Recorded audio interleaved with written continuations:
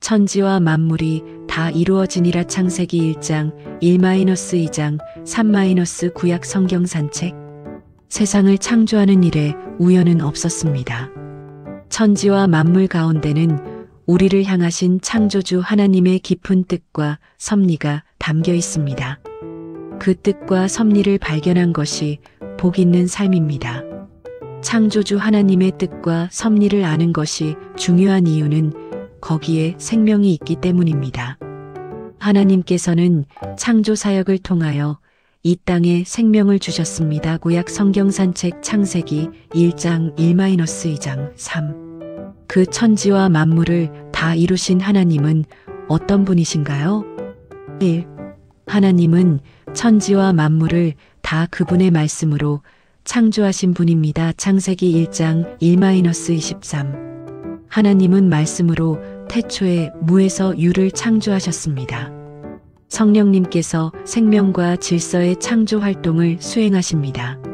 하나님께서는 첫 3일은 땅의 공간적인 구조빛, 물과 궁창, 땅과 채소를 이루시고 나머지 3일은 빈 공간을 채우는 일광명체, 새들과 물고기들, 짐승과 남자와 여자를 수행하십니다. 하나님께서는 이르시되 있으라의 형식으로 창조 명령을 이루셨습니다. 3, 6, 9, 26. 그리고 직접 만드셨고 1, 16, 25 나누셨고 4, 7 창조하셨고 21, 27 도단하게 하셨습니다. 12. 하나님의 명령에 있었다. 3아 그렇게 되었다. 7, 9, 15, 30 나는 말이 뒤따르고 있습니다. 하나님께서 만드신 모든 것은 좋고 선하다는 표현이 7번이나 나타납니다. 이것은 창조주 하나님의 위대하심과 선하심을 찬양하는 기능을 보여준 것입니다. 태초에 창조한 이 세상은 선하고 좋은 것으로 시작되었습니다. 세상은 단순한 인과 법칙을 따라 만들어진 것이 아니라 하나님의 말씀으로 창조되었다는 사실이 중요합니다. 창조의 수단은 오직 하나님의 말씀입니다. 하나님의 말씀은 단순한 말이나 교훈이 아니라 하나님의 존재와 생명의 능력, 그 자체입니다. 창세기 1장 1-23. 또 하나님은 어떤 분이신가요? 2. 하나님은 남자와 여자를 그분의 형상대로 창조하신 분입니다. 창세기 1장 24-31. 만물을 다스릴 인간을 하나님의 형상으로 창조하셨습니다. 하나님께서는 3일에 만드신 땅에서 풀과 채소와 과목을 내게 하시어 6일에 땅 위에 사는 동물과 인간에게 먹게 하십니다. 하나님은 생물학적인 종에 따라서 동물을 창조하셨습니다. 특별히 인간을 삼위 하나님께서 하나님의 형상을 따라 모양대로 사람을 만드셨습니다. 인간은 하나님의 영적 속성, 즉 영적 생명, 윤리적, 도덕적 감수성, 양심 그리고 하나님을 대표할 능력을 갖게 되었습니다. 인간의 세상의 어떤 피조물과도 비교할 수 없는 고귀한 존재입니다.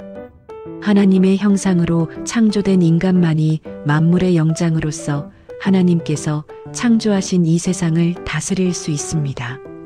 그러므로 인간은 하나님께서 창조하신 세상을 잘 돌보고 가꾸어야 할 의무와 책임이 있습니다. 인간이 하나님의 대리 통치자이기 때문입니다.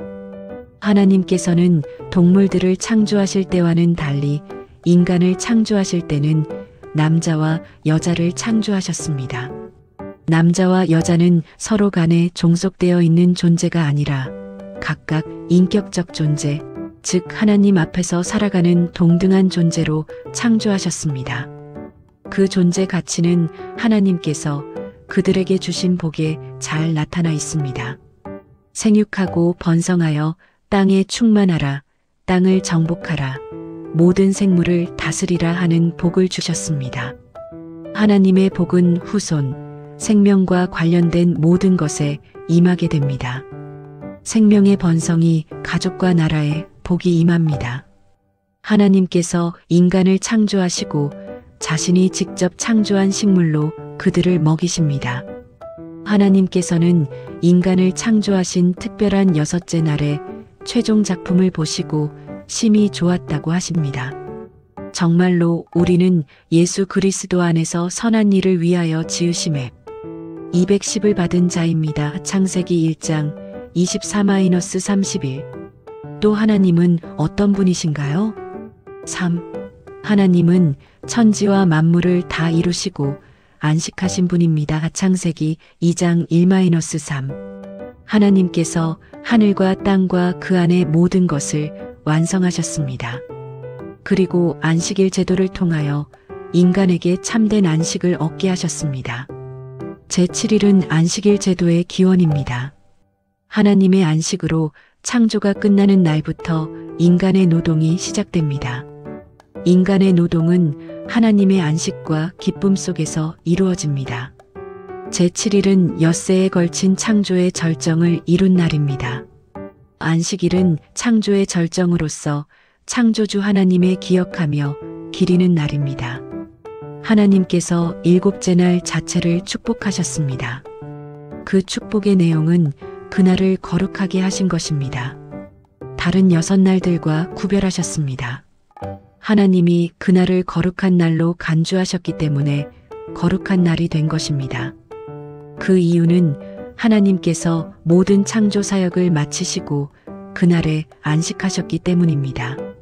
하나님께서 창조 행위를 멈추신 것은 이후로 그 이상 새로운 피조물을 만들지 않으시기 때문입니다.